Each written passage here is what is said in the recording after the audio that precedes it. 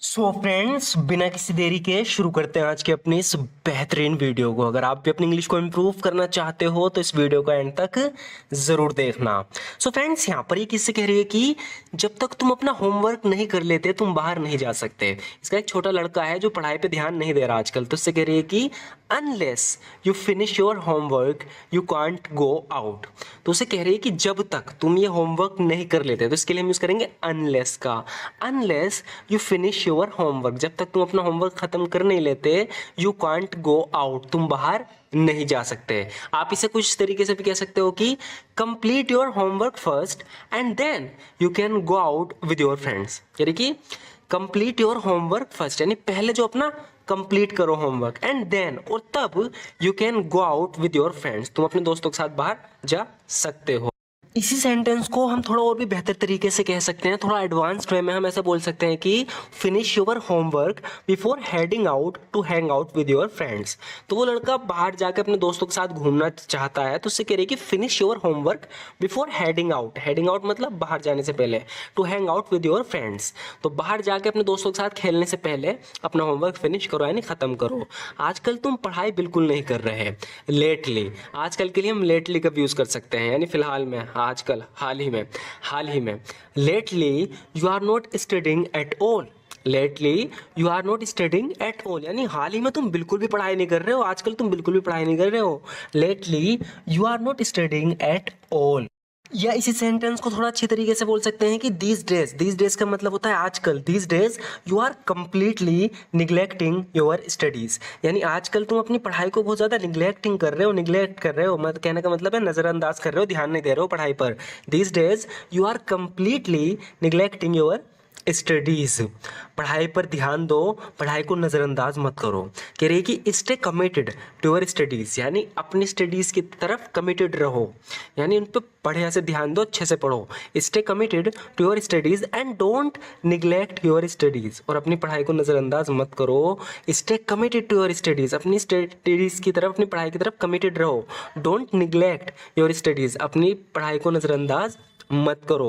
अगर तुम मन लगाकर पढ़ाई नहीं करोगे तो तुम्हें जीवन में लगातार कठिनाइयों का सामना करना पड़ेगा।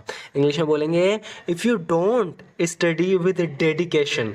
डेडिकेशन यानी मन लगाकर, ध्यान के साथ। If you don't study with dedication, यानी अगर तुम डेडिकेशन के साथ पढ़ाई नहीं करोगे, you will face constant hardship in life, तुम जिंदगी में लगातार कठिनाइयाँ झेलोगे। You will face constant hardship in life if you don't study with dedication, अगर तुम डेडिकेशन के साथ पढ़ाई नहीं करोगे।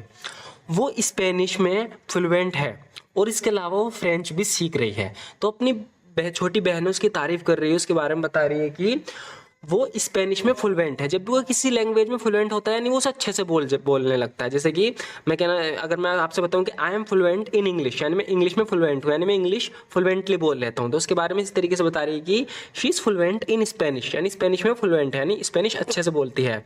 एंड फर्दर मोर, और इसी के साथ साथ शी इज़ लर्निंग फ्रेंच, वो फ्रेंच भी सीख रही है। या फर्दर मोर का मतलब है, या तो आप कह सकते हो इसी और इसी के साथ साथ, या और इसके अलावा, दोनों का मतलब यहाँ पर एक ही है। कह रही है कि she is fluent in Spanish, वो स्पेनिश में फ्लुएंट है। एंड फर्दर मोर, और इसी के साथ साथ या इसके अलावा, शी इज़ लर्निंग फ्रेंच, वो फ्रेंच लैंग्वेज भी सीख रही है। या फिर इस तरीके से हम बोलेंगे in addition to being fluent in Spanish, यानी स्पेनिश में फ्लुएंट होने के साथ साथ she is also taking up French lessons, वो फ्रेंच के भी लेसन्स ले रही है, यानी फ्रेंच भी सीख रही है। तो देखो यहाँ हमने बिल्कुल ही चेंज कर दिया सेंटेंस को, और काफ़ी अट्रैक्टिव भी लग रहा है यहाँ पे सेंटेंस। यहाँ पे तो हम बता रहे हैं कि she is fluent in Spanish and further more she is learning French, यानी वो स्पेनिश में फ्लुएंट है और इसी के साथ तो साथ वो फ्रेंच भी सीख रही है। लेकिन यहाँ पर हम कुछ अलग तरीके से कह रहे हैं कि in addition to being fluent in Spanish, यानी स्पेनिश में फ्लुएंट होने के साथ साथ she is also taking up French lessons, वो फ्रेंच के लेसन्स भी ले रही है, यानी फ्रेंच भी सीख रही है। तो एक ही बात को हमने बिल्कुल दो अलग तरीके से बोला। या यहाँ पे कह रही है कि वो खूबसूरत होने के साथ साथ टैलेंटेड भी है। अब इसे भी में से बोलेंगे in addition to being beautiful, जैसे कि हमने पिछले सेंटेंस में बोला था in addition to being fluent. यहाँ पर कह रही है कि in addition to being beautiful, यानी खूबसूरत होने के साथ साथ शी इज़ ऑल्सो टैलेंटेड, वो टैलेंटेड भी है। In addition to being beautiful she is also talented, खूबसूरत होने के साथ साथ वो टैलेंटेड भी है। She is not only beautiful but also talented. वो सिर्फ ब्यूटीफुल नहीं है, टैलेंटेड भी है। She is not only beautiful but also talented. तो इसी को बोलने का दूसरा तरीका है। तो हम कह रहे हैं कि in addition to being beautiful she is also talented, या हम बोलेंगे she is not only beautiful but also talented. वो सिर्फ ब्यूटीफुल ही नहीं है, टैलेंटेड भी है। यहाँ पर ये कह रही है कि वो खूबसूरत होने के साथ साथ टैलेंटेड भी है। अब इसे हम एक बिल्कुल अलग तरीके से बोलेंगे। तुमने एक वर्ड सुना होगा पोजेस। पोजेस यानी किसी के अंदर कोई टैलेंट है तो वो उस टैलेंट को पोजेस करता है, यानी उसके अंदर है। तो यहाँ पर ये कह रही है कि she possesses both beauty and talent. She possesses both beauty and talent, यानी उसके अंदर दोनों चीज़ हैं, ब्यूटी भी है और टैलेंट भी है। She possesses both beauty and talent. या यहाँ पर कह रहे हैं कि इन सब के अलावा उसमें एक टैलेंट और है, यानी ये सब तो है, इसके अलावा उसमें एक टैलेंट और है। किसी के अंदर कोई टैलेंट है उसके लिए हम पोजेस वर्ड का भी यूज कर सकते हैं। तो यहाँ पर बता रहे हैं कि apart from all of these, यानी इन सब के अलावा, जितनी भी हमने उसकी तारीफ करी उन सब के अलावा, apart from all of these she possesses a talent as well. उसके अंदर एक टैलेंट और है, वो एक टैलेंट और पोजेस करती है। She possesses a talent as well. उसमें पियानो बजाने का बेहतरीन टैलेंट है, यानी उसके अंदर है वो टैलेंट, वो पोजेस करती है उसे।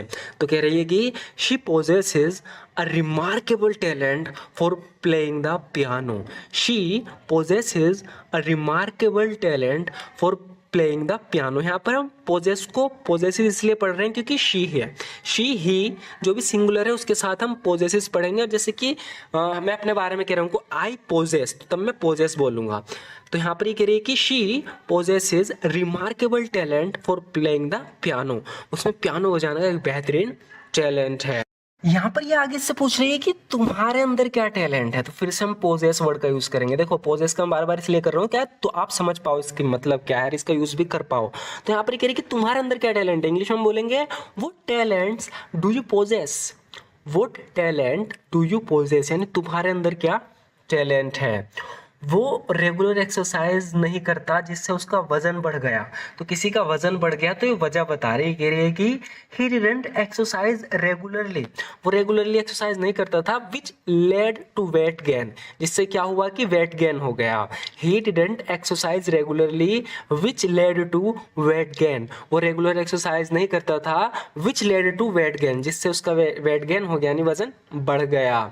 यहाँ पर इस तरीके से कह रही है कि वो रेगुलर एक्सरसाइज नहीं करता था जिससे उसका वजन बढ़ गया। दूसरा तरीका है इसे बोलने का, ही doesn't engage in regular exercise. तो यहाँ पर ध्यान देना इंगेज इन का, इंगेज इन का यूज करके हम बना सकते हैं। यहाँ पर कह रही कि ही doesn't engage in regular exercise, यानी वो रेगुलर एक्सरसाइज में शामिल नहीं रहता। कहने का मतलब वो रेगुलर एक्सरसाइज नहीं करता, which has led to him gaining weight, जिससे क्या हुआ उसके अंदर वेट बढ़ गया। Which has led to him gaining weight, he doesn't engage in regular exercise. तो कहने का वही मतलब है कि वो रेगुलर एक्सरसाइज नहीं करता जिसकी वजह से उसमें वजन बढ़ गया, वो मोटा हो गया। यहाँ पर कह रही है कि यहाँ पे इसको बोलने का जो तीसरा तरीका और जो बिल्कुल सिंपल है वो हम ऐसे कह सकते हैं कि he has gained wait because he doesn't do regular exercise. यहाँ पर ये बिल्कुल सिंपल हमने बोल दिया, he has gained wait because he doesn't do regular exercise.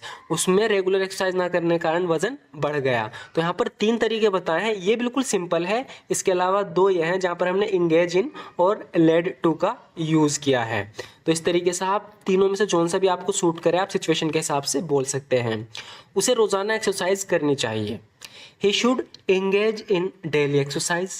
engage in का हम यहाँ पर भी यूज कर सकते हैं। He should engage in daily exercise, कहने का मतलब है कि उसे रोजाना एक्सरसाइज में शामिल रहना चाहिए, रेगुलर एक्सरसाइज करनी चाहिए, engage in रहना चाहिए उसे। He should engage in daily exercise, या हम बोल देंगे he should exercise daily। He should exercise daily। अगर हमें सिंपल बोलना हो तो हम ऐसे बोलेंगे he should exercise daily, उसे रेगुलर एक्सरसाइज करनी चाहिए, या हम कहेंगे he should engage in daily exercise।